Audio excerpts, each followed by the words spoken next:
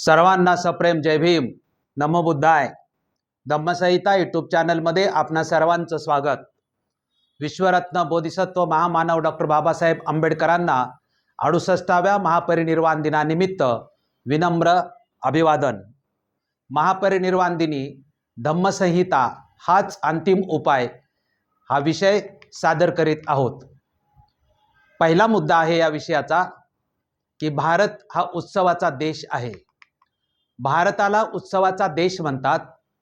इथे महापुरुषांच्या जयंत्या आणि पुण्यतिथ्या होतच असतात. जयंती आणि पुण्यतिथीला नेमके काय केले पाहिजे हे ठरवणे मात्र अतिशय महत्त्वाचे असते. या दिवशी महापुरुषांचं कार्य, विचार, स्मृती यांचा आढावा घ्यायचा असतो. कारण इतिहास माहीत असल्याशिवाय इतिहास घडविता येत नाही हे डॉक्टर बाबासाहेब आंबेडकरांनीच आपणाला सांगितले आहे. याच सिद्धांताच्या आधारे जयंती पुण्यतिथी साजरी झाली पाहिजे. इतिहासातून प्रेरणा मिळते. त्याच आधारे वर्तमान काळातील प्रश्नांवर संघर्ष करण्याचा या दिवशी संकल्प करायचा असतो. या विषयाचा दुसरा मुद्दा आहे की बौद्ध समाजाची मानसिकता. डॉक्टर बाबासाहेब आंबेडकरांच्या 68व्या महापरिनिर्वाण दिनी कोणत्या मानसिक अवस्थेमध्ये धर्मांतरित बौद्ध समाज त्यांना अभिवादन करीत आहे? खरे तर बौद्ध समाज अस्वस्थ आहे. या अस्वस्थतेचे कारण सर्वांनाच परिचित आहे. मे महिन्यात लोकसभेच्या आणि नोव्हेंबर महिन्यात विधानसभेच्या निवडणुका संपन्न झाल्या. या निवडणुकीमध्ये बौद्ध समाजाचे जे उमेदवार होते त्या बहुतेकांचे डिपॉझिट जप्त झालेले आहे. राजकीय पटलावर व सत्तेच्या सारीपाटात आंबेडकरी चळवळीचे आणि विशेषतः बौद्ध समाजाचा जो प्रभाव होता तो आता राहिलेला नाही. प्रस्थापित पक्षाबरोबर युती करणाऱ्या गटांचे निवडणुकीच्या राजकारणात काहीच स्थान नाही ही गोष्ट बौद्ध समाजाच्या वर्मी लागल्याचे आढळते. तसेच स्वतंत्र निवडणुका लढलेल्या गटातील एकही उमेदवार निवडून न आल्यामुळे बौद्ध समाजामध्ये नैराश्य आहे. विविध आघाड्यामध्ये सामील होऊन निवडणुकीला सामोरे गेलेल्यांचे डिपॉझिट जप्त झालेले आहे. या पार्श्वभूमीवर बौद्ध समाजाचे आणि डॉक्टर बाबासाहेब आंबेडकर अभिप्रेत रिपब्लिकन चळवळीचं भवितव्य काय? या गोष्टीमुळे बौद्ध समाजामध्ये सर्वच स्तरावरती अस्वस्थता असल्याचे जाणवते. अनेक ठिकाणी ही अस्वस्थता व्यक्त होताना सुद्धा आढळते. या दोन निवडणुकातून एक गोष्ट मात्र प्रकर्षाने लक्षात घेतली पाहिजे आणि ती ही की बौद्ध समाज आणि बौद्ध समाजाचे राजकारण करणारे यांच्यात समन्वय नाही. या पार्श्वभूमीवर अस्वस्थ मानसिकता मनात घेऊन बौद्ध समाज डॉक्टर बाबासाहेब आंबेडकरांना महापरिनिर्वाण दिनानिमित्त अभिवादन करीत आहे. तिसरा मुद्दा आहे की धर्मांतर हा अंतिम उपाय. अस्पृश्यता नष्ट करण्याचा एकमेव उपाय समजावून सांगण्यासाठी डॉक्टर बाबासाहेब आंबेडकरांनी 1924 साली बार्शी येथे देशांतर, नामांतर व धर्मांतर या विषयावर सविस्तर भाषण केले होते. या भाषणामध्ये या 3 पर्यायापैकी धर्मांतर हा अंतिम उपाय असल्याचे जाहीर केले होते. यासाठी संपूर्ण महाराष्ट्रात त्या काळी म्हणजेच 1924 ते 1936 या काळात बाबासाहेब आंबेडकरांनी परिषदांचं आयोजन केलं होतं. 1935च्या येवला परिषदमध्ये हिंदू धर्म सोडण्याची घोषणा केली. या घोषणेचे सविस्तर स्पष्टीकरण करण्यासाठी मे 1936 साली नायगाव मुंबई येथे महार परिषद आयोजित केली. या परिषदेत मुक्तीचा मार्ग सांगताना बुद्धाचे वचन देऊन मुक्ती धम्मपते असे संकेत आपल्या अनुयायांना बाबासाहेब आंबेडकरांनी दिले. अस्पृश्य मुक्तीसाठी धर्मांतराशिवाय दुसरा कोणताही मार्ग नाही आणि तो बुद्धाचाच मार्ग असल्याचे संकेत त्यांनी 1936च्या भाषणामध्ये दिलेले आहेत. चौथा मुद्दा आहे की बौद्ध समाजाची स्थापना डॉक्टर बाबासाहेब आंबेडकरांनी केली. तथागत भगवान बुद्धांनी बौद्ध समाजाची स्थापना न करणे हे बौद्ध धम्माच्या ऱ्हासाच्या प्रमुख कारणातील एक कारण असल्याचे बाबासाहेब आंबेडकर स्पष्ट करतात आणि याच कारणास्तव ते स्वातंत्र्य, समता व बंधुत्व या तत्वावर किंवा या तत्वत्रयीवरती बौद्ध समाजाची स्थापना 14 ऑक्टोबर 1956 साली नागपूर मुक्कामी डॉक्टर बाबासाहेब आंबेडकर करतात. बाबासाहेबांनी बौद्ध अनुयायांना दीक्षा देऊन उपासकांचा एक नवीन संघ बनवला, ज्याला आपण बौद्ध समाज म्हणत असतो. पाचवा मुद्दा आहे की स्वातंत्र्य, समता आणि बंधुत्वाचे बाबासाहेब आंबेडकरांनी ठिकठिकाणी दिलेले संदर्भ आणि याच संदर्भावर आधारित आदर्श बौद्ध समाजाची स्थापना झाली पाहिजे, म्हणून ते संदर्भ आपण या ठिकाणी पाहणार आहोत. डॉक्टर बाबासाहेब आंबेडकरांनी स्वातंत्र्य, समता व बंधुता या तत्वत्रयीवर आदर्श बौद्ध समाजाची स्थापना करण्याचा निर्धार अथवा संकल्प केला होता. त्याचे संदर्भ पुढील प्रमाणे आहेत. पहिला संदर्भ आहे की डॉक्टर बाबासाहेब आंबेडकरांनी जाती व्यवस्थेच्या पार्श्वभूमीवर अस्पृश्यांचा स्वतंत्र समाज निर्माण करण्याच्या उद्देशाने 13 ऑक्टोबर 1935 साली येवले इथे धर्मांतराची घोषणा केली होती. स्वतंत्र समाज निर्माण करण्याबाबत स्पष्टीकरण करताना डॉक्टर बाबासाहेब आंबेडकर म्हणतात की फ्रान्सच्या क्रांतीनंतर स्वतंत्र समाजाची आवश्यकता हा वादाचा विषय राहिलेला नाही.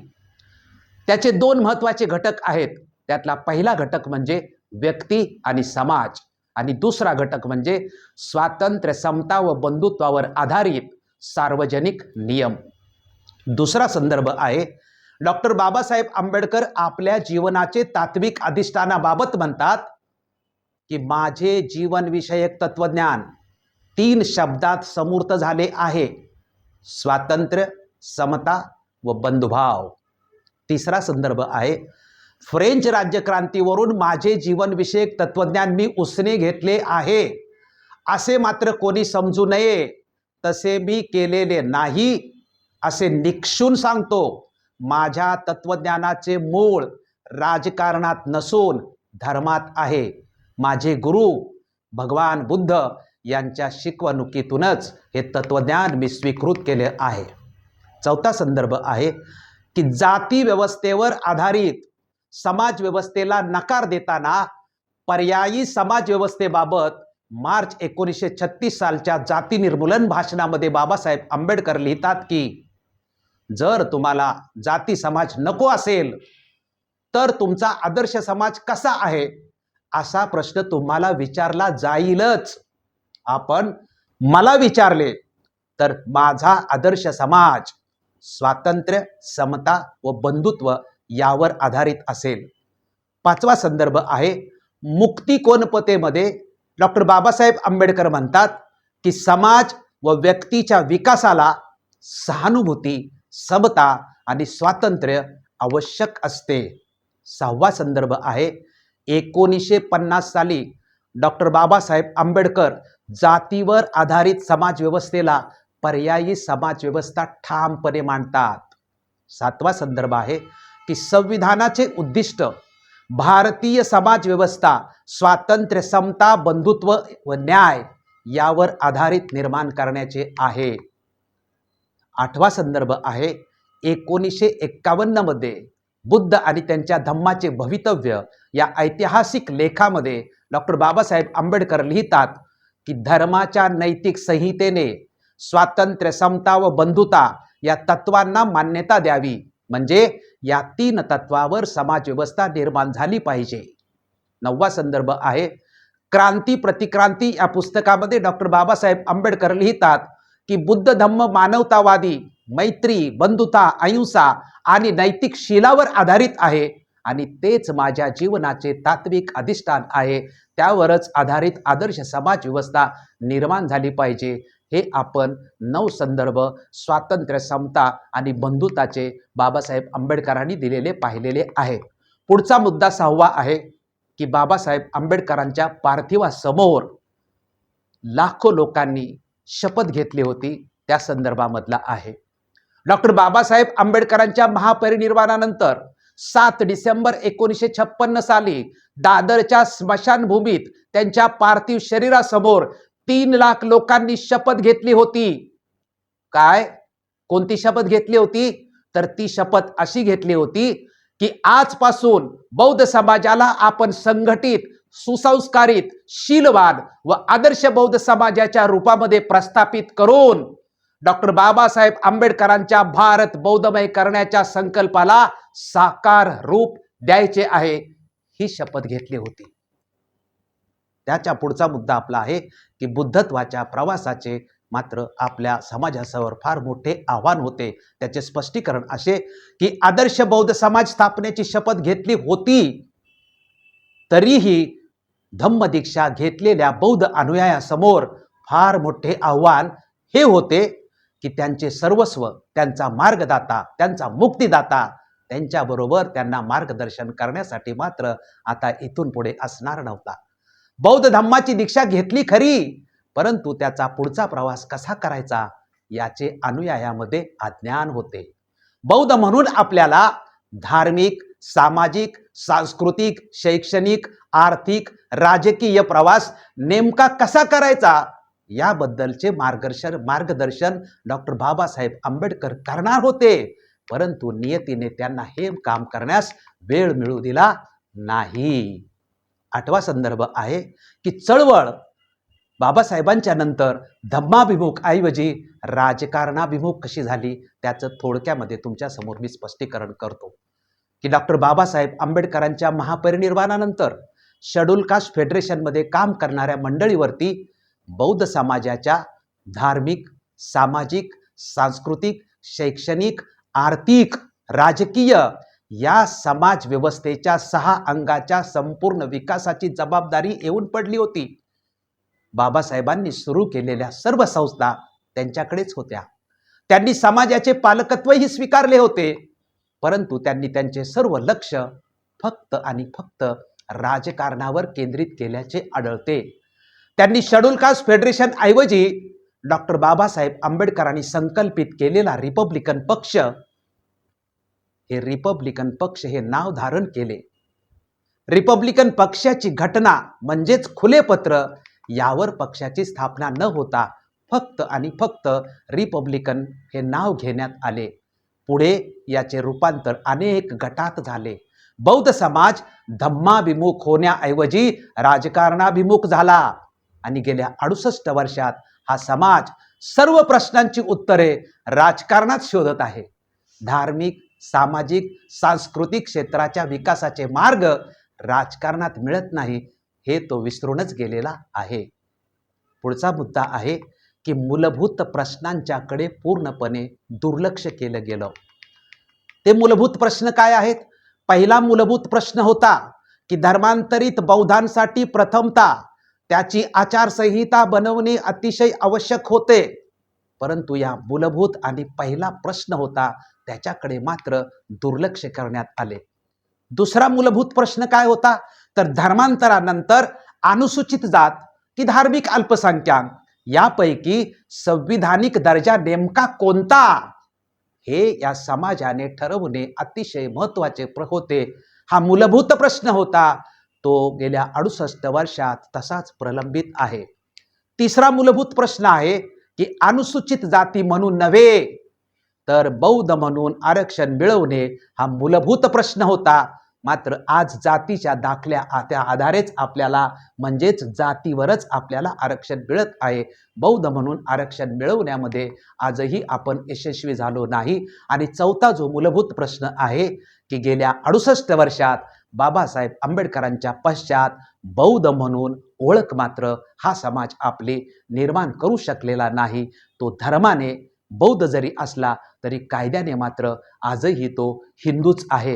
हे अगदी 3 ते 4 मूलभूत प्रश्न मी तुमच्या समोर मांडलेले आहेत. तसे प्रश्न मात्र गेल्या 68 वर्षामध्ये साठलेले अनेक आहेत. त्याचं आपण सविस्तर केव्हा तरी वर्णन करूया. 10वा जो मुद्दा आहे तो म्हणजे बुद्धत्वाच्या प्रवासाचे ग्रहितक. आता हे ग्रहितक कसे आहे याचं सर्वांनी अतिशय काळजीपूर्वक ऐकावं की ते किती महत्त्वाचं आहे ते बघा. त्याचं मी स्पष्टीकरण करतो. अगदी सगळ्यांनी लक्ष देऊन हा मुद्दा ऐकावा. माझी विनंती आहे सर्वांना की धर्मांतरित बौद्धांनी हिंदू धर्म सोडला आणि बौद्ध धम्म स्वीकारला, म्हणजे बुद्ध धम्माची आचारसंहिता स्वीकारली. 14 ऑक्टोबर 1956 साली हे घडलं आहे. गेली 68 वर्ष धर्मांतरित बौद्ध समाज बौद्ध धर्माच्या आचारसंहितेनुसार आचरण करीत आहे असे समजले जाते. आणि हे ऐतिहासिक ग्रहितक आहे. परंतु असे असले तरी या ग्रहितकाप्रमाणे गेल्या 68 वर्षात घडलं आहे का? थोडक्यात हिंदू धर्माची आचारसंहिता सोडून बौद्ध धर्माच्या आचारसंहितेचा स्वीकार गेल्या 68 वर्षामध्ये या समाजाने केला आहे का?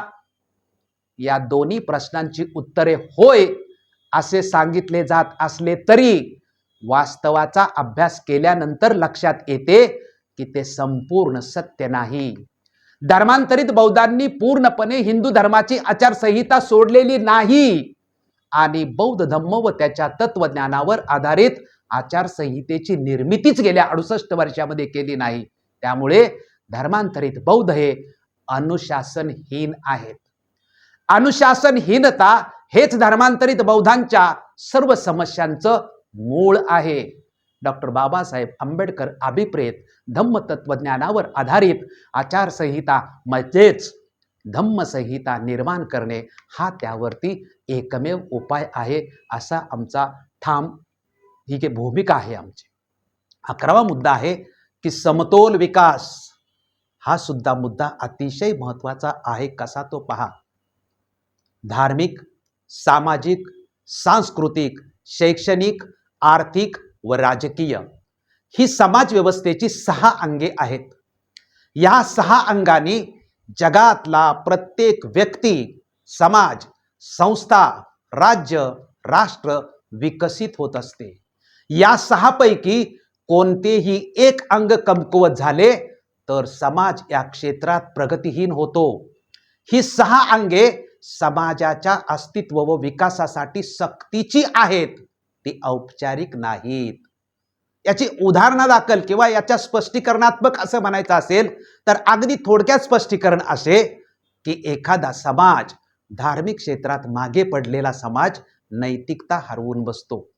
सामाजिक क्षेत्रात कमी पडल्यास शोषण व पिळवणुकीला सामोरे जावे लागते. संस्कृतीच्या क्षेत्रात कमी पडल्यास दुसऱ्या संस्कृतीचा गुलाम होतो. शिक्षणात मागे पडलेला समाज हा मानसिक गुलामीत जातो. आर्थिक क्षेत्रात कमी पडल्यास अन्न वस्त्र निवाऱ्याचा प्रश्न निर्माण होतो. राजकीय क्षेत्रात कमी पडल्यास सत्तेपासून वंचित होतो. यावरून हे स्पष्ट होते की प्रत्येक समाजाचा या 6 अंगांनी विकास झाला पाहिजे. आता समतोल विकास ही जी संकल्पना आहे ती जगन्मान्य संकल्पना आहे. कशी ते पहा. समाजाच्या समतोल विकासासाठी या 6 अंगाची आवश्यकता आहे हे इतिहासाला मान्य आहे. जगातील सर्वच विद्वानांनी याला मान्यता दिलेली आहे. असे असले तरी जगात या सर्व 6 क्षेत्रांचा विकास एकाच वेळी होत नाही अथवा सर्वच क्षेत्र एकाच वेळी विकसित होत नाही.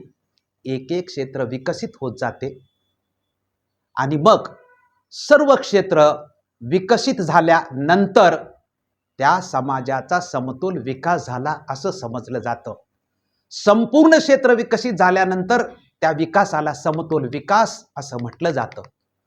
आता अर्धवट विकास झाला तर त्याचे परिणाम काय होतात याचे थोडक्यामध्ये, आणि ते पण धर्मांतरित बौद्ध समाजाच्या दृष्टिकोनातून परिणाम जो आहे ते मी अगदी संक्षिप्त स्वरूपामध्ये तुम्हाला सांगण्याचा प्रयत्न करतो.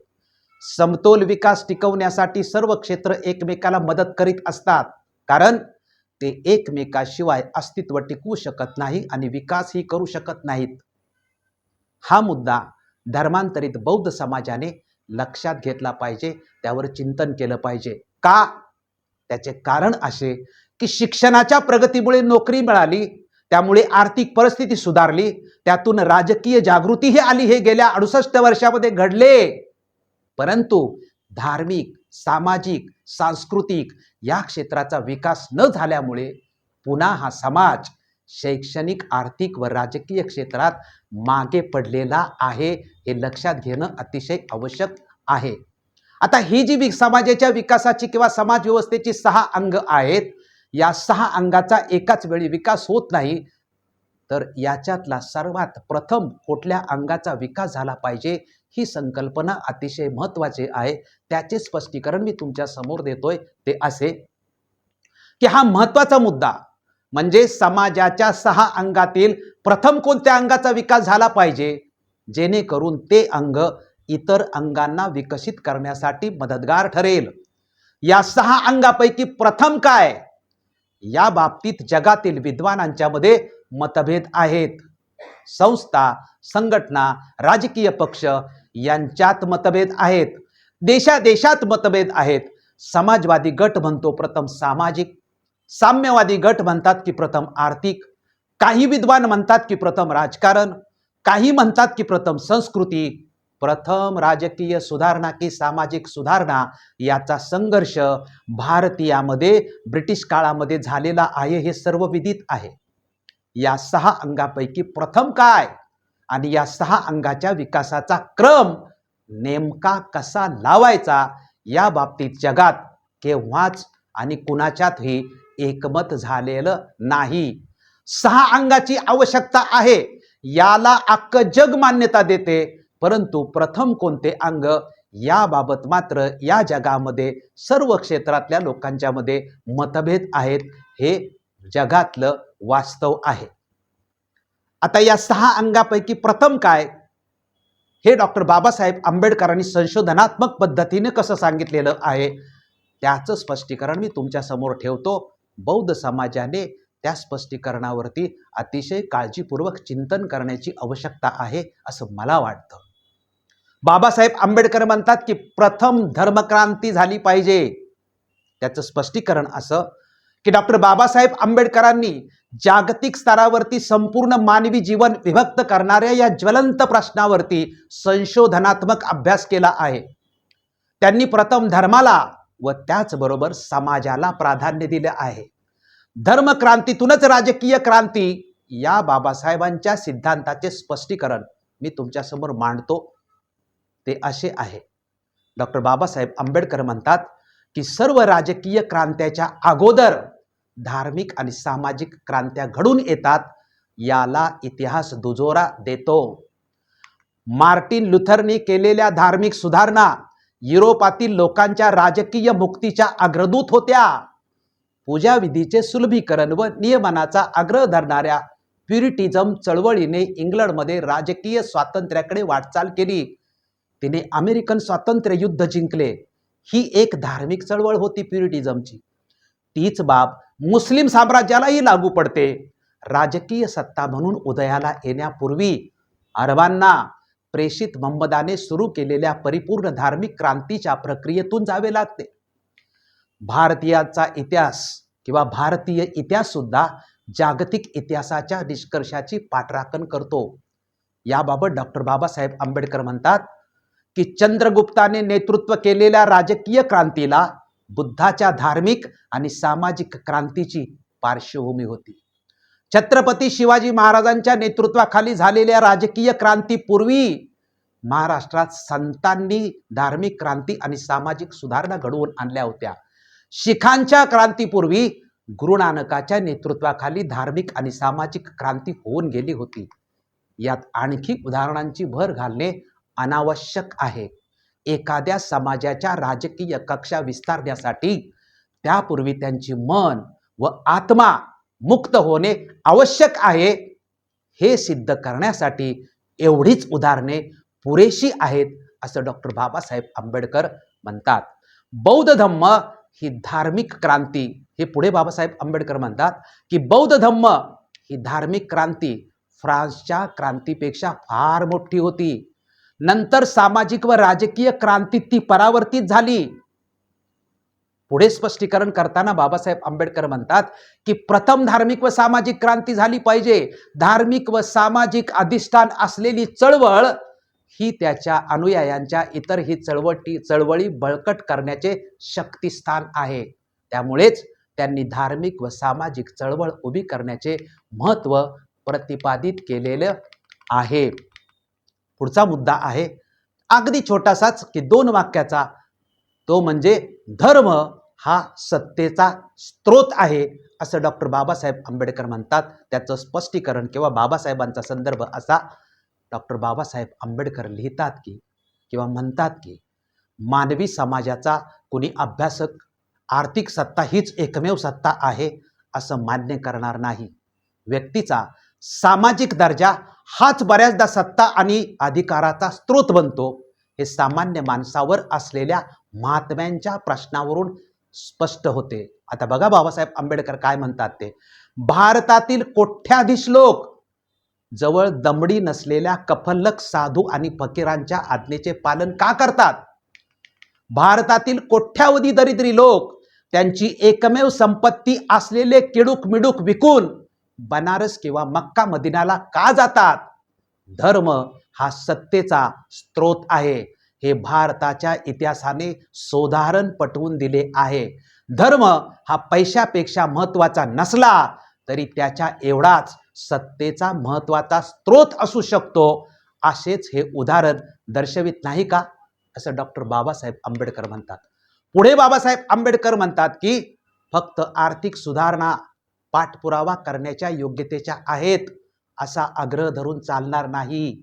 जर एका विशिष्ट काळात एका विशिष्ट समाजात सत्ता आणि वर्चस्वाचे उगमस्थान धार्मिक किंवा सामाजिक असेल तर परिवर्तनासाठी धार्मिक आणि सामाजिक सुधारणांचाच अंगीकार करण्याची नितांत आवश्यकता आहे.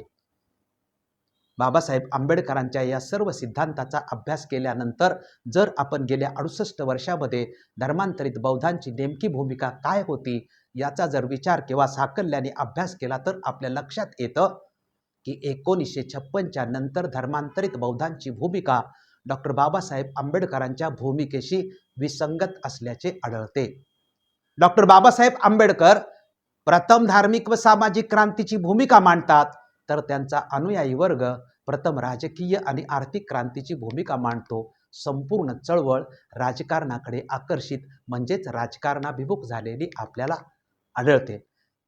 वर्तमान काळात किंवा गेल्या 68 वर्षापासून निर्माण झालेले आणि वर्तमान काळात सुद्धा अस्तित्वात असलेले बौद्धांच्या समोरील नेमके प्रश्न कुठले? प्रश्नांची यादी फार मोठी आहे, परंतु त्याच्यातले काही ठराविक प्रश्नच मी तुमच्या समोर फक्त उदाहरणादाखल म्हणून मांडणार आहे. बौद्धांच्या प्रश्नांची यादी खूप मोठी आहे.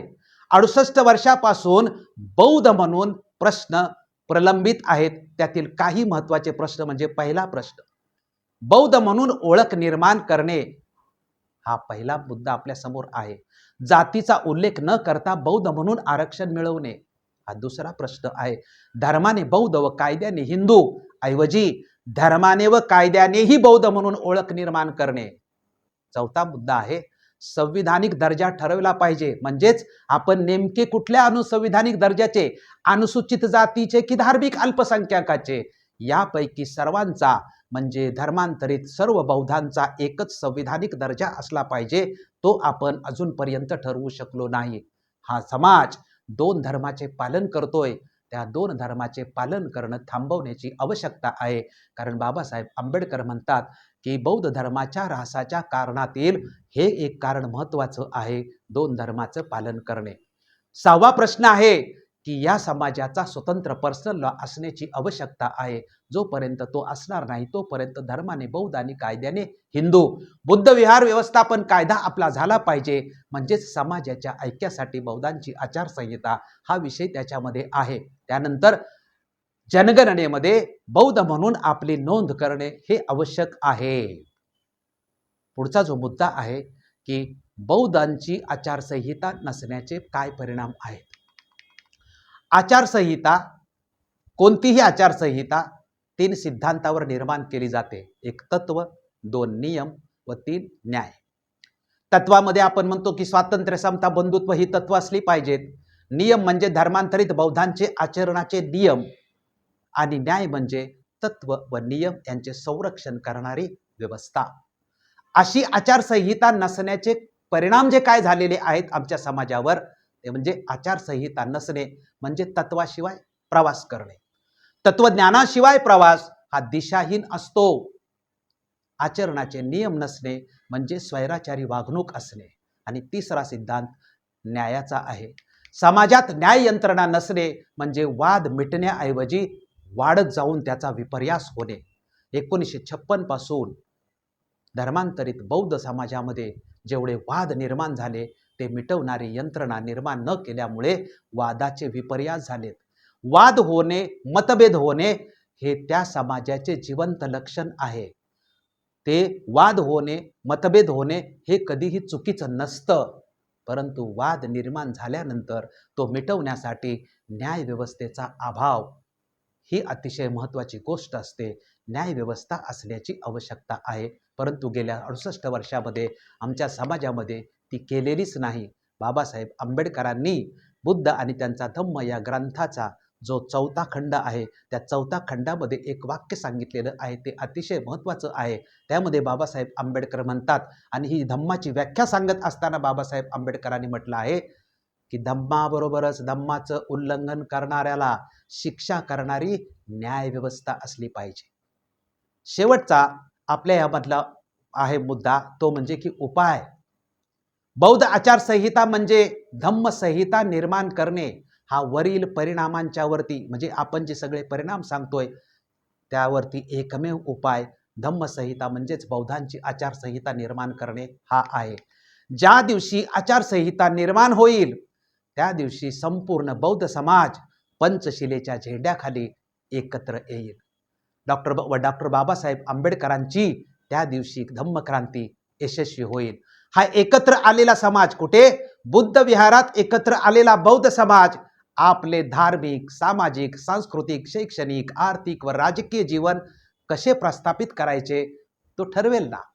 बुद्ध विहाराद्वारे मातृसंस्था निर्माण होईल. या मातृसंस्थेत तसेच प्रत्येक अंगाचा विकास करण्यासाठी ज्या संस्था निर्माण होतील तिथे व्यक्तींची मक्तेदारी असणार नाही. जोपर्यंत बौद्ध आचारसंहिता निर्माण होत नाही तोपर्यंत धर्मांतरित बौद्ध अधिकाधिक विस्कळीत होत जातील. स्वैराचार सर्व क्षेत्रात वाढत जाईल. ठराविक समूहांचीच मक्तेदारी वाढत राहील. हे समूह कायमच समाजाला वेठीस धरतील. बौद्धांच्या आचारसंहितेलाच आम्ही धम्मसंहिता हे शीर्षक दिलेलं आहे व गेली 40 वर्ष निरंतरपणे या विषयाचं आम्ही प्रबोधन करीत आहोत फुल टाइम.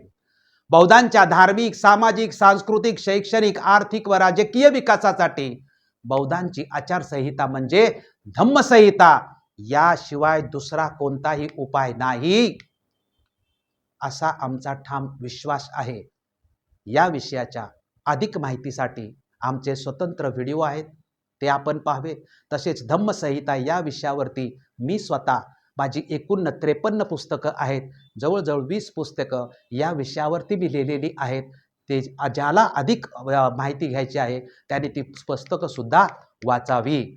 आजच्या दिनी म्हणजे महापरिनिर्वाणाच्या दिनी संकल्प करायला पाहिजे. तो संकल्प असा की माझा असं म्हणणं आहे की चला डॉक्टर बाबासाहेब आंबेडकरांच्या 68व्या महापरिनिर्वाण दिनी आचारसंहिता म्हणजेच धम्मसंहिता निर्माण करून तिच्याद्वारे संपूर्ण बौद्ध समाज पंचशिलेच्या झेंड्याखाली बुद्ध विहारात एकत्र करण्याचा, तसेच प्रथम धम्मक्रांती हा डॉक्टर बाबासाहेब आंबेडकरांनी सांगितलेला सिद्धांत यशस्वी करण्याचा आजच्या दिनी संकल्प करूया. आणि पुन्हा एकदा विश्वरत्न, बोधिसत्व, महामानव डॉक्टर बाबासाहेब आंबेडकरांना महापरिनिर्वाण दिनानिमित्त विनम्र अभिवादन. धन्यवाद. जय भीम. डॉक्टर बाबासाहेब आंबेडकरांचे विचार, कार्य व स्मृती चिरंतन राहो.